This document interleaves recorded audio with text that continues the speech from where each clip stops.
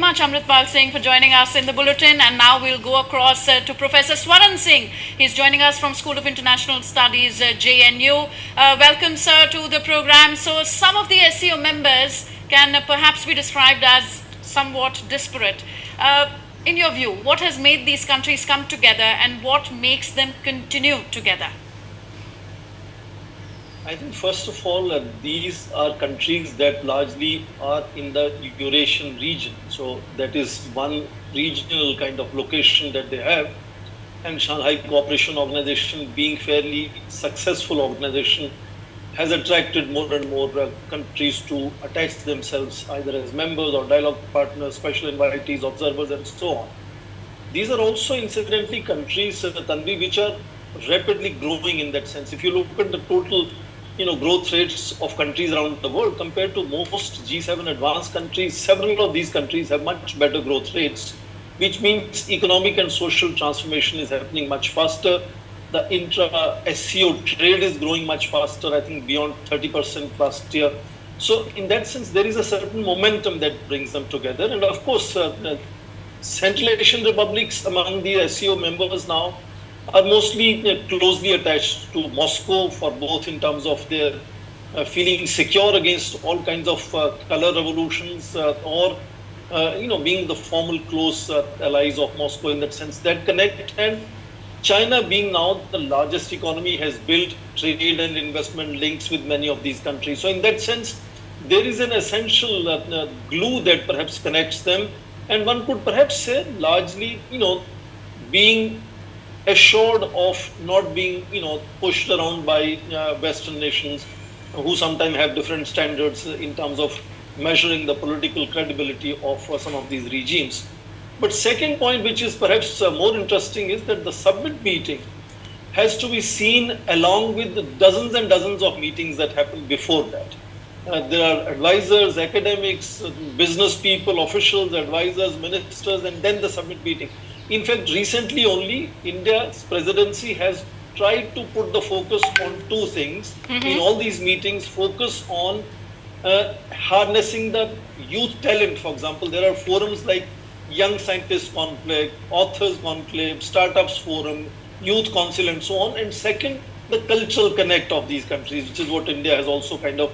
In March, you would remember the SCO tourism ministers had declared that they would have by rotation one city declared as SCO capital. Yes, and tourist and Varanasi cultural was chosen capital. as the Yes. first one. So in that sense, I think India has tried to put forward its own contribution to SCO. We are happy to see that there is a final New Delhi declaration plus two statements. So I think there is a visibility of India imprint on this year's presidency of India on Shanghai Cooperation Organization. This will not just provide India a better connect, a better projection of its development trajectories, but also better connection with the Eurasian countries, all the way, in terms of building its own economic and investment relations with many of these countries. Post-pandemic, in middle of Ukraine war, with all kinds of shortages and price hikes in food, fertilizer, and finance and energy and so on, also makes this very complementary. Some of these countries are energy hubs in that sense; they have large reserves. Countries like India are also potentially producing and then exporting grain, for example, food grains, for example. So not only technology, which is again India is front-loading the contributions that India can make in digital technology. For example, Prime Minister mentioned of the AI-based language program, Bhashini. Yes. So there are e-commerce technology-driven programs where India can contribute, but also culture connection, social connection, investments and trade. So I think it's a great opportunity for India that this year India was the chair of Shanghai Cooperation Organization, and it has concluded, I think, as was expected now with the final New Delhi declaration. Now, two areas highlighted in Prime Minister Narendra Modi's address were his call to jointly fight terrorism and, of course, the global challenges of food, fuel and fertilizer shortages. A word on these two critical issues. I think it is again significant to understand that SCO, like several other international multilateral forums, works on consensus. So while we hear various speeches made by national leaders, these are driven by two forces. One, their own domestic situation. For example, you saw President Putin trying to reassure that he is in command, his government is stable, etc., etc. Or India was trying to talk about terrorism, sanctuaries, not being shy of criticizing countries that are providing support to terrorism. So each country's national leader makes a speech which is driven by both domestic factors and international factors, like what can be brought to the table where India can build consensus with all other countries. So that would see each of these nations talking about. For example, President Putin also emphasized on increasing the use of local currencies. Now, that is an area where we notice that there is an increasing cohesion in Shanghai Cooperation Organization. So there are areas where leaders underline things that they know that will be accepted and become part of the consensus later, but also they make mention of issues which are largely indicating their national understanding of how they wish to convey certain messages to other national leaders present in such a gathering. And India made statements which clearly had, kind of messages for both China and Pakistan in that sense. So And I think Afghanistan ultimately, also. yeah, and of course Afghanistan. Yes. Now, India's initiative has led to the creation of 5 focus areas of cooperation in the SCO, including on traditional medicine, startups and innovation, and digital inclusion.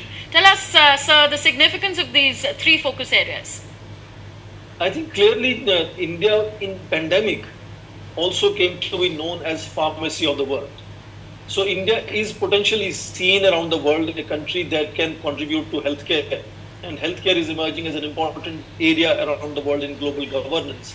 And India internally has been focusing much more on inclusive approach to medicine, not just one kind of medicine, sort of to be given any privilege, but also all kinds of traditions, for example, in medicine that India has had, and contributing those kind of traditions as well into the totality of how India can try to build not just national level healthcare, but also healthcare for all in that sense.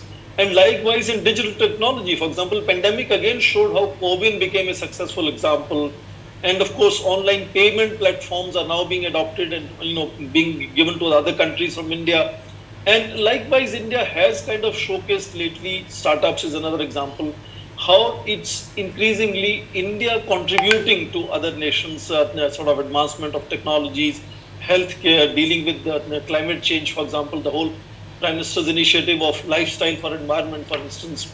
Those are kind of issues where India gets increasingly attractive to become partner of many of these other countries. And in that sense, it's not just sheer trade and investments, but also in terms of contributing to development of other countries in terms of providing healthcare, digital platforms, and these kind of unique contributions that India wants to make are becoming increasingly attractive, and other nations are adopting some of these things from India. And in that sense, they were also highlighted in Prime Minister's speech, and of course in the 2 statements and joint New Delhi declaration that has come out of the summit meeting here.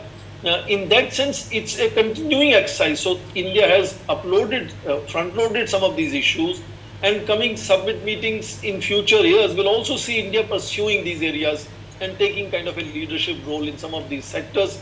And each nation then kind of find out which are the sectors where they can contribute enormously. And India has tried its best to bring culture, bring healthcare, bring kind of digitalization into bringing SCO together and building a cohesive SCO with India's contributions in adding to that cohesion. Right. Now, Iran has joined as the 9th member of the SCO. What is the significance of Iran's membership in the grouping? Or what will be the significance?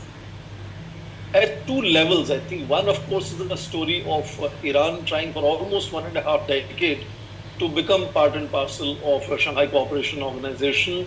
But we remember for the first 15 years, SCO was not open to additional members.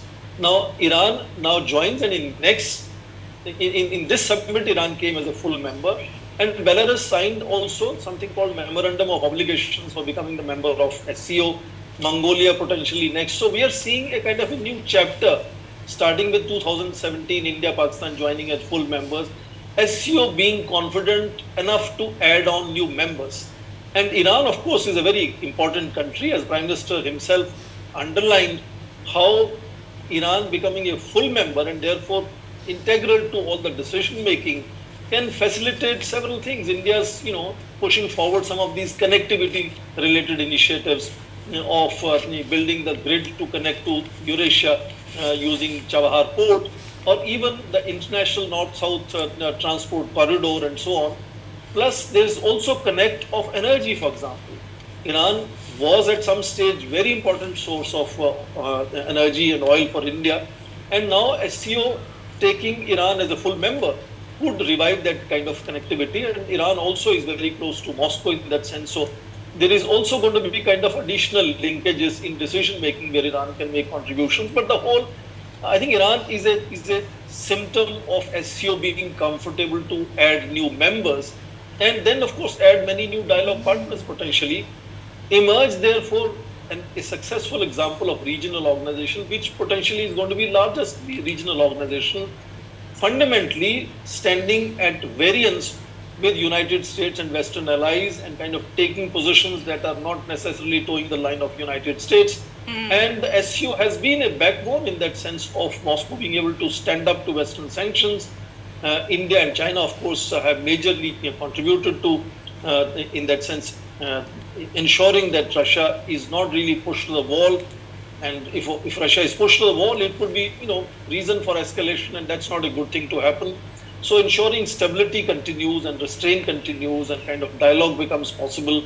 India and China has tried to play that balancing act, and I think increasing respectability and recognition of India's balancing act becoming acceptable to both sides.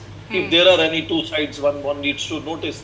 So that kind of increasing recognition of India's stand of building partnerships with as many countries as possible is receiving a certain credibility over a period of time. And I think that is where India stands. That is in India's DNA, to stand in kind of golden mean madhyamarg in that sense, to not take extreme positions, extreme sides. So we have been purchasing oil from Russia, but also humanitarian assistance supplied to Ukraine, for example. And increasingly economic and defense cooperation happening with the United States. That kind of unique positioning that India today has. Yes, and at the same time, Prime Minister Modi is saying that the countries need to respect territorial integrity, must criticize those who use terror as a state policy. Thank you very much, Professor Swaran, for joining us in World Today. That's all the time we have for. Thank you for being with us. All right, let's move on now.